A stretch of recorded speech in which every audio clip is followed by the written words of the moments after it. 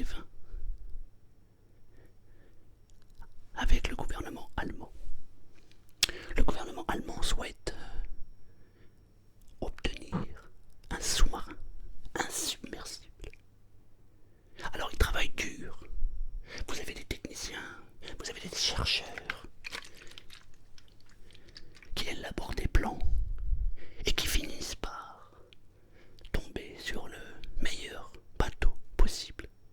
Alors il y a la phase de montage. Chacun s'active et le bateau, le sous-marin, est enfin prêt. On va faire des tests et ma foi, tout se passe bien. Le sous-marin est plutôt de bonne qualité, on pourrait même dire de très bonne qualité. Tout le monde est fier d'avoir travaillé sur ce sous-marin. On prépare un équipage. Il n'est pas très grand ce sous-marin. Une trentaine de personnes à bord suffisent.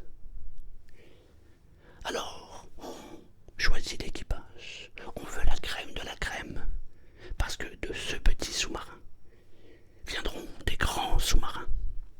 Et l'Allemagne a de grandes ambitions. L'Allemagne souhaiterait, pour les années futures, conquérir la planète. On prend le bateau, on le pose dans l'eau.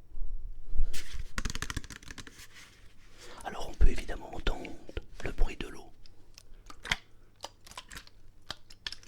Non, ça c'est une mauvaise idée.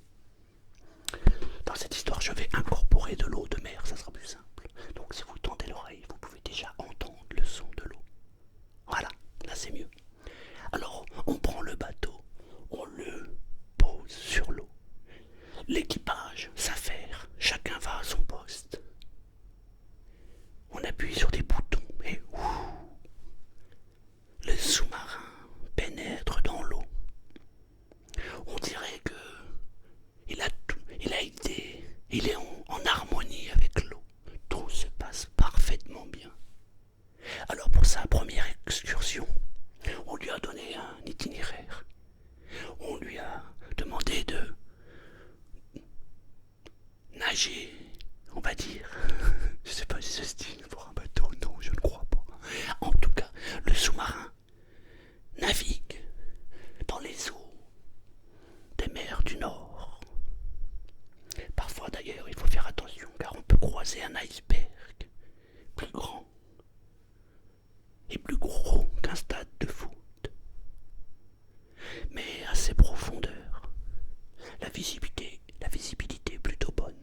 Ça fait une semaine que le navire navigue dans les mers du Nord. Il se trouve à moins 20 mètres, moins 30 mètres, parfois moins 40 mètres de profondeur. Et parfois il remonte. Et quand on remonte, il faut faire attention car on peut rencontrer d'autres personnes. Et c'est à ce moment-là que l'histoire va changer complètement.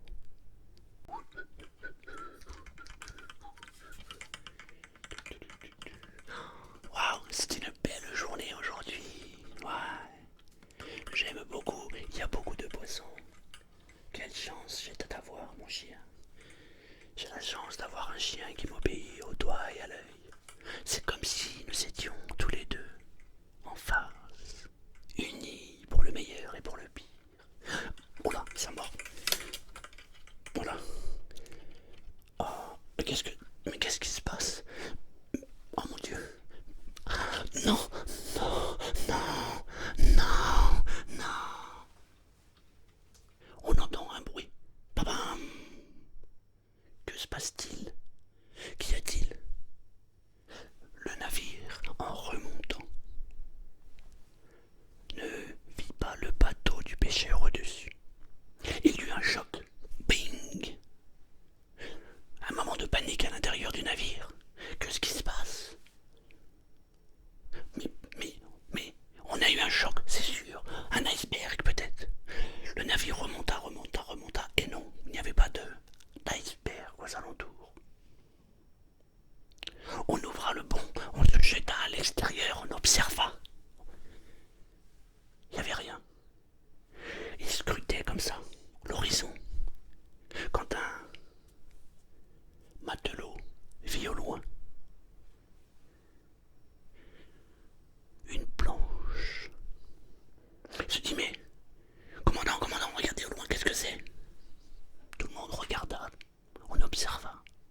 s'approcha délicatement. Ce n'était qu'une planche. Mais chose étrange, un matelot entendit au loin un hurlement de chien. Tout le monde se retourna. Qu'est-ce que c'est? Qu'est-ce qui se passe? Il y eut comme un moment de panique. Un chien? Que ferait un chien dans cette eau? Je vous rappelle que nous sommes en plein milieu de l'eau. Il n'y a rien aux alentours. Quelques icebergs au loin. Et c'est une étendue d'eau. La mer est calme. Et on entend ce chien hurler. Un chien qui hurle à la mort. Un des matelots dit: Commandant, j'entends ce chien et je peux vous dire que c'est pas bon signe. Taisez-vous donc. Allez, vaquez à vos occupations. Chacun reprit sa place initiale. Le navire redescendit. Et il parcourut une journée, 2 jours comme ça, sans discontinu dans l'eau. Au bout du 3e jour, le bateau remonta. Le navire arriva à la surface de l'eau. On ouvrit la trappe. Les matelots à l'intérieur sortirent prendre une bonne bouffée d'air. Quand tout à coup, on entendit hurler: Au secours! Aidez-moi, aidez-moi, au secours! Tout le monde courut. Il vit un des matelots. Le matelot Selmar, allongé, en sang. Qu'est-ce qui vous est arrivé? Il a du mal, il ne peut pas s'exprimer. Il y a une douleur incroyable. Le visage est en sang. On appelle le médecin. Vite, vite, occupez-vous de lui. Ah mon Dieu. Ah, j'ai rarement vu une blessure aussi profonde. Mais que vous est-il arrivé? Un chien vous a attaqué. Mais comment est-ce possible? Nous sommes au milieu de nulle part. Comment il peut y avoir un chien qui vous attaque? Bon, je vais m'occuper de votre blessure. Le plus gros a été nettoyé. Je vais pouvoir passer à la seconde phase. Oh mon Dieu. Il faut que j'enlève les gants. Je ne peux pas travailler dans ces conditions. Vous vous rendez compte?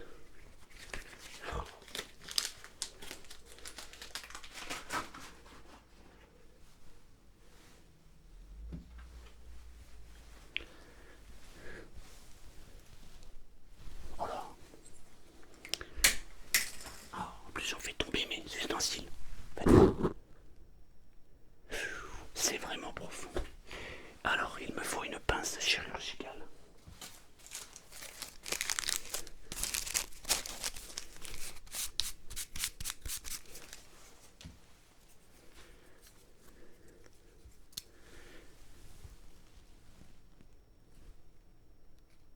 Mais c'est fou, vous avez des morceaux de viande à l'intérieur. Qu'est-ce que c'est que ça? Approchez-vous. Approchez-vous. Waouh, c'est complètement fou.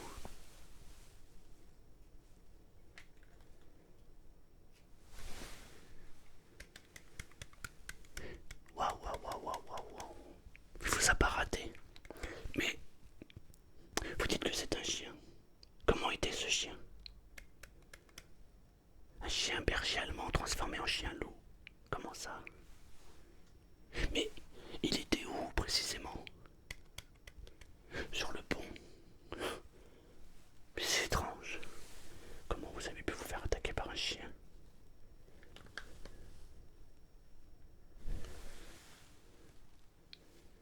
Waouh, waouh, waouh, waouh, waouh. Bon. Je vais commencer par prendre votre température.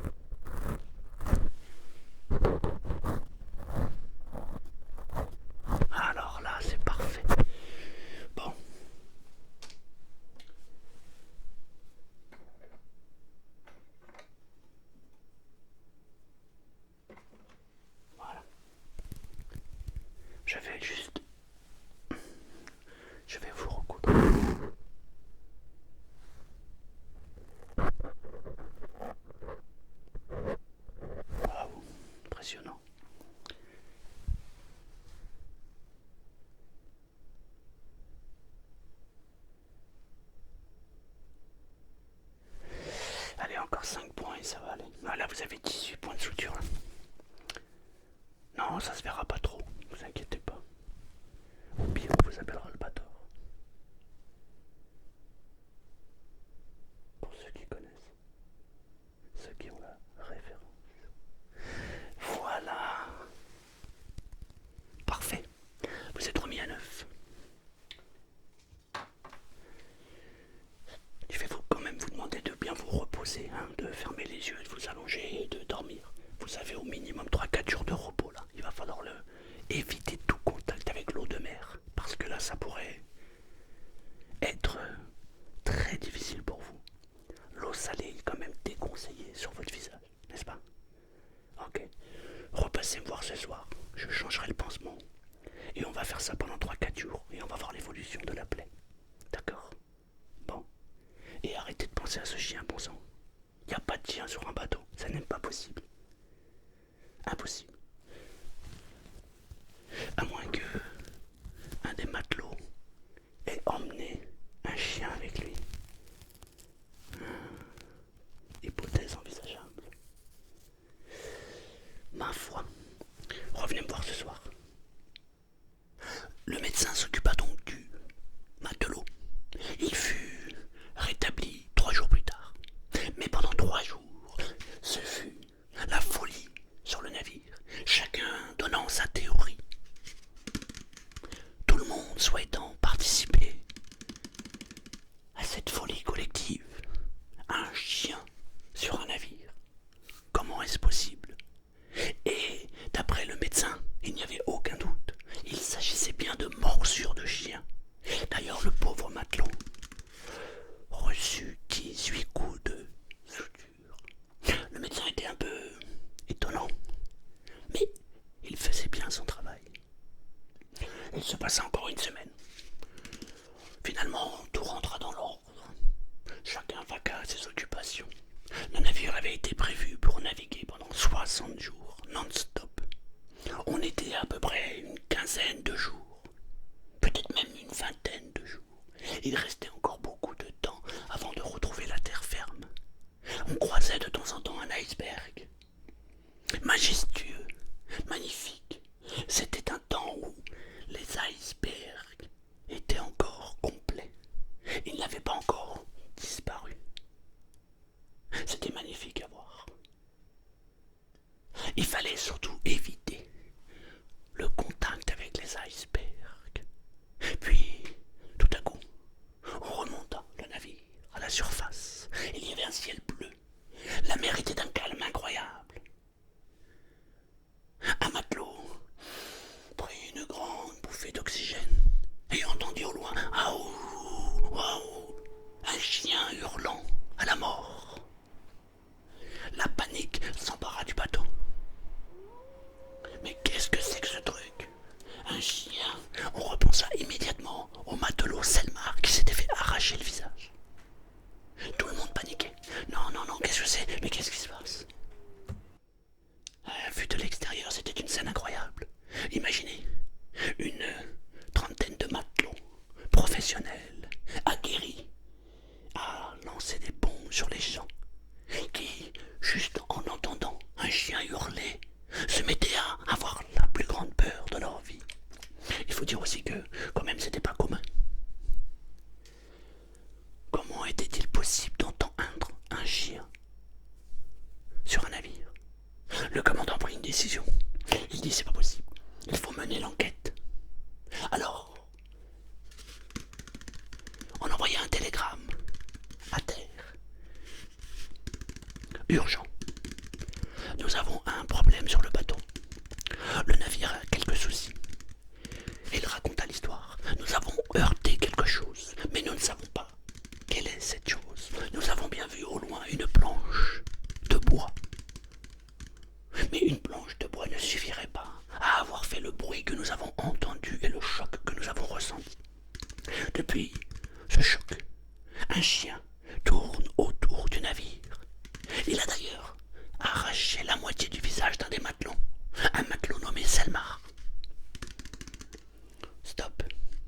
PS, prière d'envoyer un détective.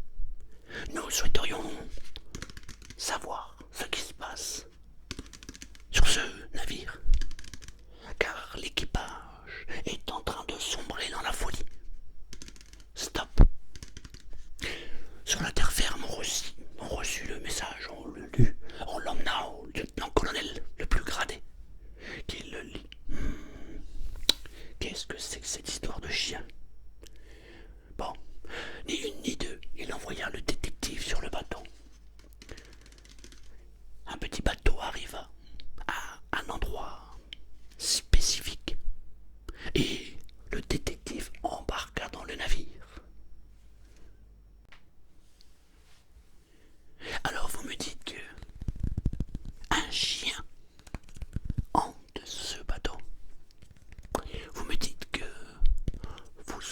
un chien hurler à la mort.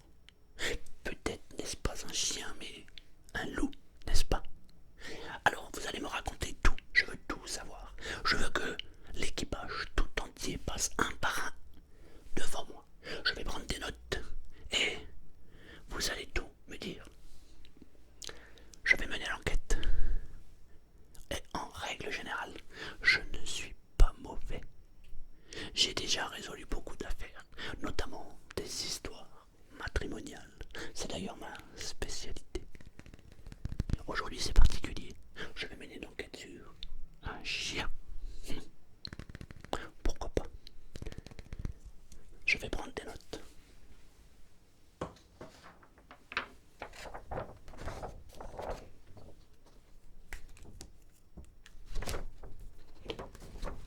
Je vous écoute. Votre nom, prénom.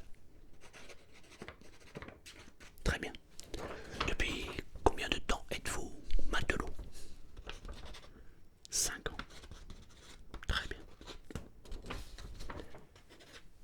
Votre mission aujourd'hui est de rester 60 jours sur ce navire. Sous-marin, pardon, sous-marin. Avez-vous déjà fait une distance aussi longue? Non, le maximum était de 30 jours. Ok, nous sommes aujourd'hui à une quarantaine de jours, il vous reste une vingtaine de jours. Dans votre vie, vous prenez des médicaments, des anxiolytiques, Pas de médicaments. Très bien. Pas d'anxiolytiques. D'accord. Ça restera entre vous et moi. Vous fumez? Vous fumez le teuteux? Non? D'accord. Ok. Bon, alors je vous écoute. Racontez-moi tout du début jusqu'à maintenant. Que s'est-il passé? Alors, oui. Vous avez heurté quelque chose. D'accord. Vous avez observé une planche. Quelle couleur était cette planche? Du blanc et du rouge. Il y avait quelque chose d'écrit sur cette planche? Rien. Peut-être, mais vous étiez trop loin. D'accord, ok. Très bien. Elle se trouvait à quelle distance par rapport au navire lorsque vous avez heurté cette planche? D'accord. Ensuite, que s'est-il passé?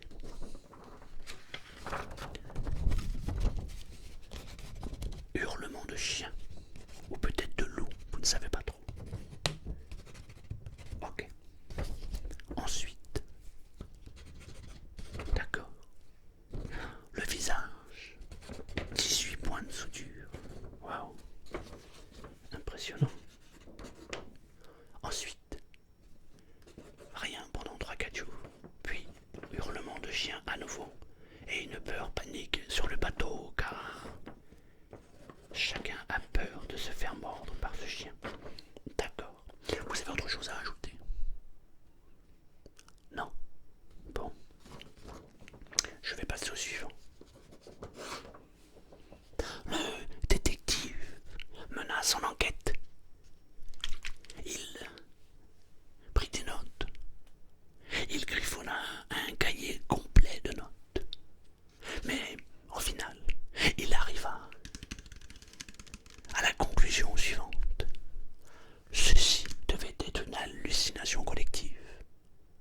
Personne ne fut convaincu par son résultat, car le matelot, lui, le matelot Selmar, était bien défiguré. Et ça, c'était du concret. Ça ne pouvait pas être une hallucination. Le détective avait dit que oui, mais peut-être qu'un petit malin, voulant mettre la pagaille au sein de l'équipage, avait monté une mise en scène et avait été jusqu'à défigurer. Et ça avait marché. Le détective continua son enquête, car le but pour lui c'était de trouver la personne qui avait défiguré le matelot. Mais après 8 jours d'enquête, rien. Il fut ramené sur terre. Et on entendit une nouvelle fois le chien hurler « Aouh ! Aouh !» L'équipage tout entier fut pris de panique. Mon Dieu, que se passe-t-il? Le commandant prit une nouvelle fois sa plume et écrivit d'abord un texte. Puis il le donna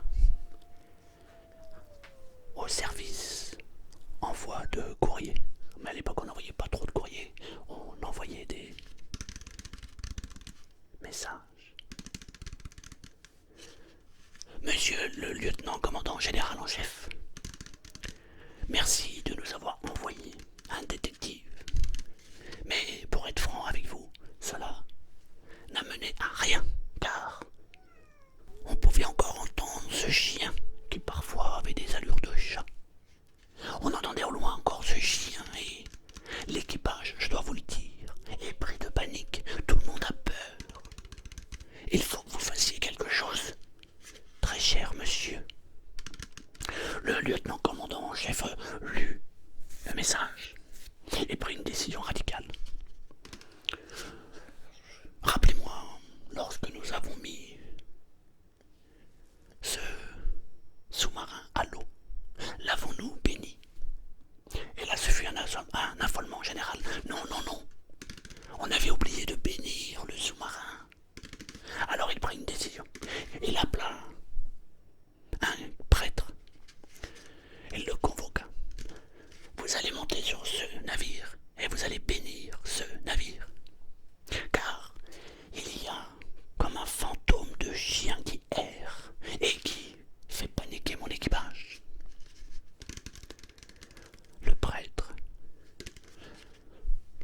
ni une ni deux, saisit l'opportunité d'aller convertir de nouvelles âmes.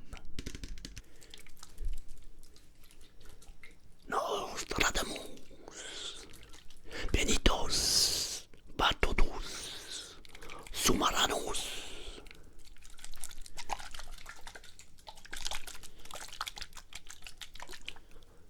Amen.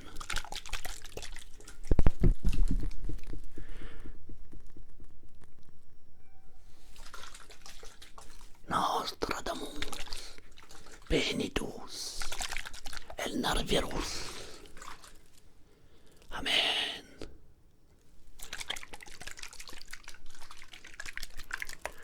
Madre Miriam, Padre Miriam,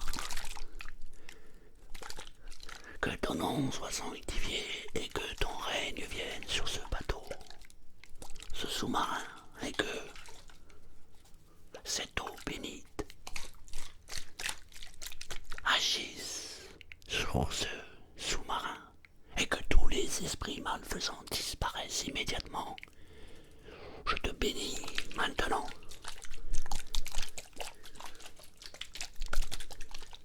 Amen. Amen. Le prêtre fit sa bénédiction auprès du sous-marin.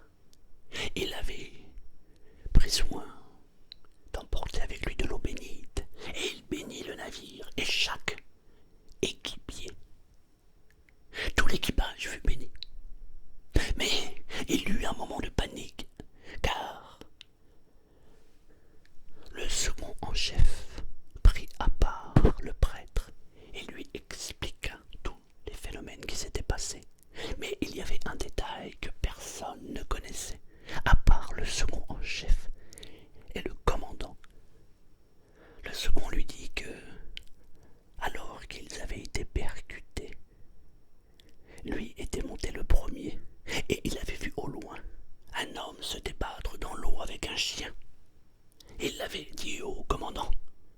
Mais le commandant avait dit qu'il n'était pas là pour ça. Et il ne croyait pas à cette histoire. Le second chef avait dit, je vous assure que j'ai vu un homme se débattre. Il doit être en train de plonger dans l'eau. Il doit être attiré comme s'il coulait. Et j'ai vu ce chien. Le commandant avait dit, nous n'avons pas le temps. Nous avons une mission. Nous devons tourner dans l'eau et aller le plus loin possible. Ça, c'est notre mission. Nous ne sommes pas là pour sauver un homme et un chien. D'ailleurs, que ferait un homme et un chien en plein milieu de cette vaste étendue d'eau? Le prêtre comprit immédiatement que un sort s'était abattu. Oui, un sort s'était abattu sur le sous-marin et sur l'équipage. Il en avertit le lieutenant-commandant en chef lorsqu'il fut ramené sur terre. Le lieutenant-commandant en chef fit une décision radicale. Il ordonna au sous-marin de revenir au port.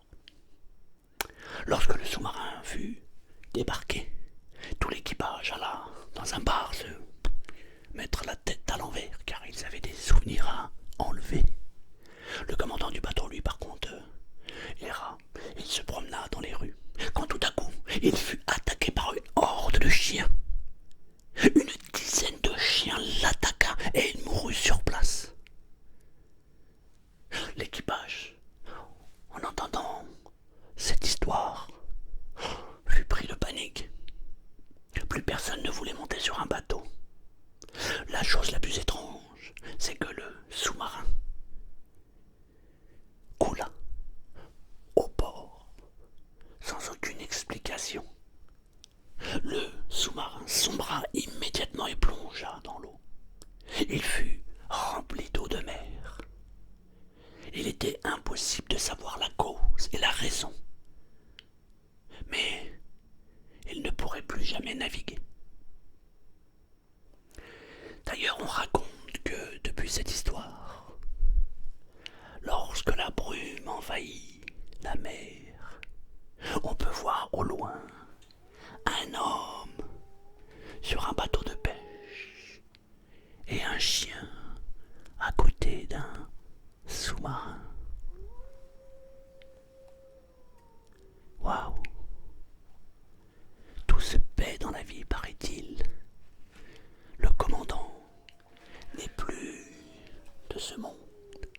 D'ailleurs, plus personne n'est là puisque c'est une histoire qui date de 1920. Voilà comment s'est terminée cette histoire. Il y a toujours des conséquences. Certains appelleront ça le karma. L'autre, une vengeance logique. Et d'autres diront, bof, ce n'est que du hasard. Toujours est-il que un équipage complet a sombré dans la folie. Un commandant est mort et un chien s'est mis à hurler à la mort. Oh, oh. À bientôt pour de nouvelles aventures. À bientôt.